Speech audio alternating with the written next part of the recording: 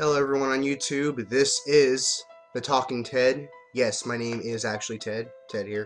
This is going to be my first video on this channel. I've done a number of channels and a number of videos, a number of reviews on various topics. So I decided to give this one a try. The Talking Ted is an idea I've had for a while. It's of course a pun on The Talking Dead or The Walking Dead, etc., etc. And I'm here to do the review for the Season 5, second episode, Strangers, which is very, very nicely titled. Now, I will, as quickly as I can, go into how I'm going to do the format. I'm going to talk about the episode in my own words. However, I must let you know, I am aware of the events that have happened in the comics. I am caught up to the comics. I understand that there are people who do not want to be spoiled on things that may potentially happen. As such, I will give you notice whenever I bring up spoiler topics, and I will leave you annotations in whatever corner I decide that you can click in order to skip exactly past those spoilers, and I will always give you a heads up in the meantime. Now, this episode was very great. I expected it to be a bit more slower paced because of the amazing episode we had previously, No Sanctuary, but I was wrong. It was slightly more slower paced, but overall it was great, and a lot of great things happened that can actually be put almost on par with the previous episode. Now, as I said, this episode is called Strangers, and it's done very well because we have several strangers or new people enter the fray, and one of them is Father Gabriel, who is from the comics, and I'm really liking his character so far. I'd say even more so than in the comics. And Father Gabriel is a priest, obviously, father, and he owns a church, and he is there by himself. He survived there since the apocalypse started. The group ends up finding him and notice that he is being attacked by walkers, and they save him. He has no weapons on him, and when Rick asks the three questions he usually asks, how many walkers have you killed? He answers none. How many people have you killed? That question shouldn't have been asked, because if you haven't had to kill any walkers, odds are you haven't gotten to the survival point of killing people. And why? And he says straight up, because God says that you can't do that. So he's a religious man, and I'm not very religious myself, so I have my things against that and my things for that. But all in all, I like the character Father Gabriel, and I'm really glad he's being introduced because he is a somewhat interesting character from the comics. The other strangers are people we've already seen before, but at the time of their arrival in this episode, you don't know who they are, but you can of course speculate. We already know throughout the episode, of course, that is the Hunters, or the Terminus people.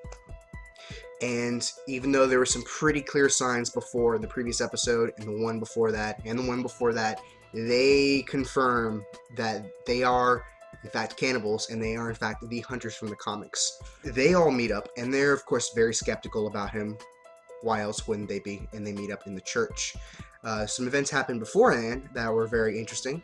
Like, for example, Rick pretty much practically worshiping Carol. He was very hesitant to kick Carol out the first time, but he did so because he realized he had to. And then after the prison, I'm sure he missed Carol very much. He thought Judith was dead. Carol single-handedly saved them all from Terminus, and on top of that brought Judith back alive, as well as Tyrese. So there's pretty much no bad blood between them. Daryl, on the other hand, never really... He wanted to know the side of the story for himself, so to speak, so he decided to basically talk to Carol about it, and Carol says, yeah, no, let's not do that. And they all are traveling along, and Michonne attempts to use her sword, but she left it over at Terminus, so she reaches for it, and it's a no-go. And I was like, oh man, that kind of sucks, because even in the comics, she still has her sword past this point. But they made it work because they gave this sort of idea that was like, the sword was like a symbol of her solitude. She had gotten that sword first thing whenever the apocalypse had happened, and had been using it to survive. And she was alone for majority of that time until Andrea, and even afterward. So now it's like, now that the sword's gone, it's like a burden. And in the comic books, a similar thing happens. She doesn't lose her sword, but rather puts it away and hopes that she doesn't have to use it, which we all know doesn't work that way. They all meet up at the church, and spoiler,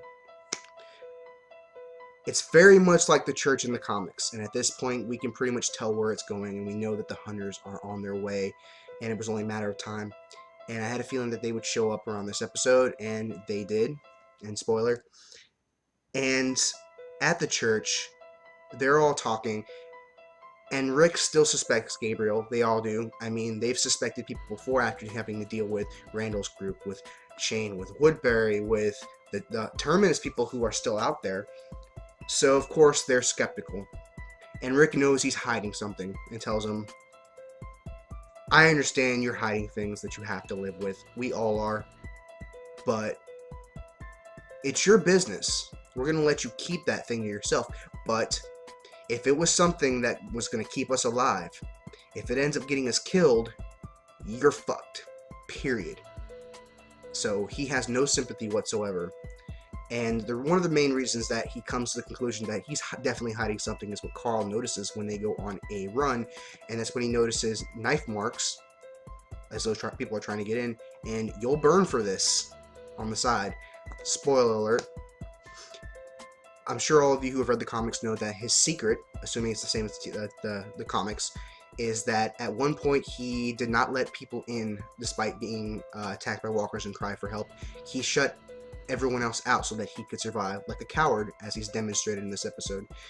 And, you know, the nail marks and the sign are very good clues of this, but it makes you wonder that it takes a while to carve in a message like that.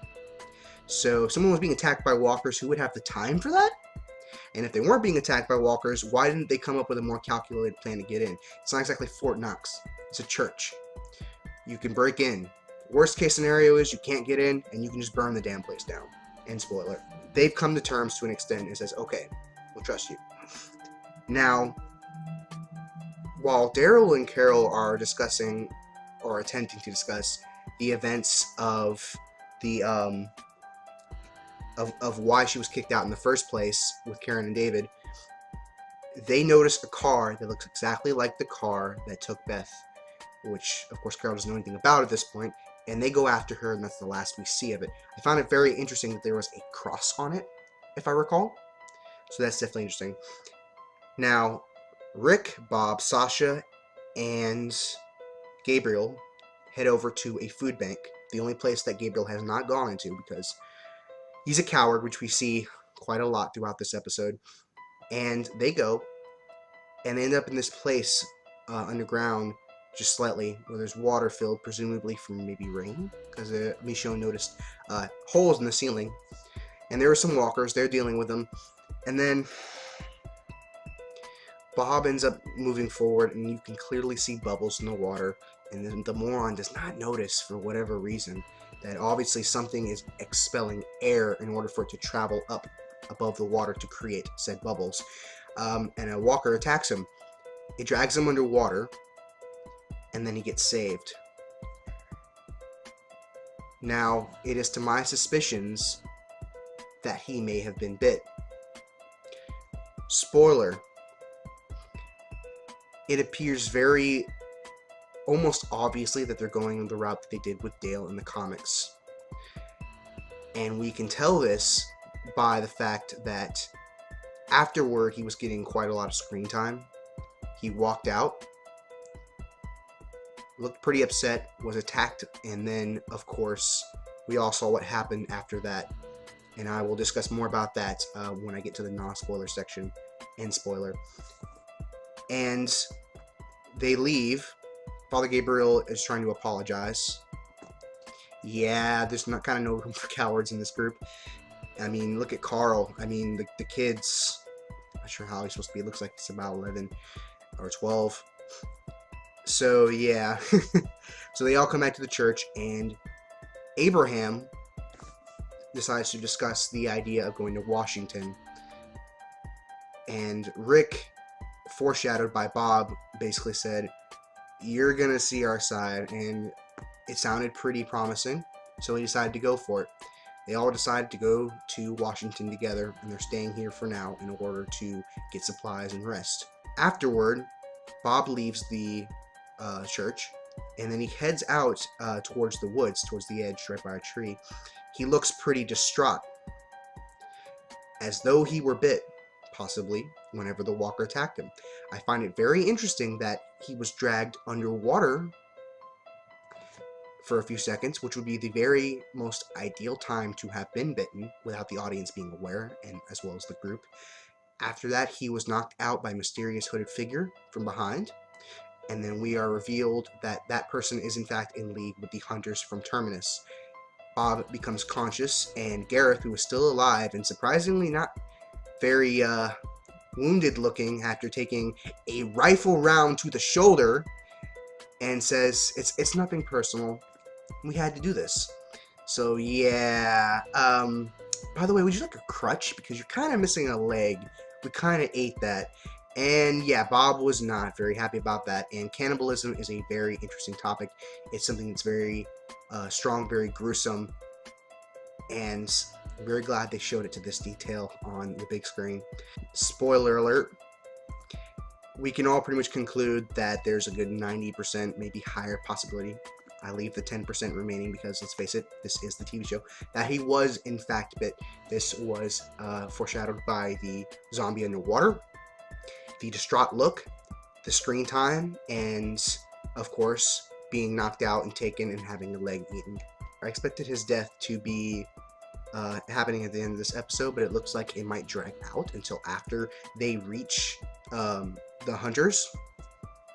So we'll have to see exactly how they played it out in spoiler. It's basically a situation where you're missing a leg. Nobody knows you're here, but sooner or later Rick and the group are going to realize that, well, one of their own is missing. And in one of the trailers we hear that more end up going missing. And I can't wait for Rick to finish them all off. I don't know how long this hunter period is going to last. I wouldn't be surprised if they somehow stretched it on to 8 episodes. But it doesn't look like it's going to last very long. I have the suspicions that Rick and the group are going to go right in and take him down and all the others down, and Terminus will be done and we can move on. All in all, this was a great episode. We got great moments between the group with Michonne and Rick, with Daryl and Carol, Rick and Carol, Carl and Rick, etc., etc. We got introduced to a new character, Father Gabriel. The hunters are back, confirmed not gone, of course, which we already figured out, and the group is now all caught up with the plan. So now it's simply a matter of dealing with these hunters before we move on to DC. Now, for those of you who are not aware of the comics, post down below what you thought about this video and what you think will happen in the coming episodes. And for those of you who are comic book readers, do the same, but please be considerate of those who do not read the comics. And leave spoiler alerts. I hope you like this video. I hope my next videos get better. This was The Talking Ted. I hope you enjoyed. And I can't wait till next week to see what happens with Bob and the rest of the hunters. Give this video a like and a subscription if you enjoyed it. Leave me comments, etc. Subscribe, like I said. And I'll catch you guys on the flip side.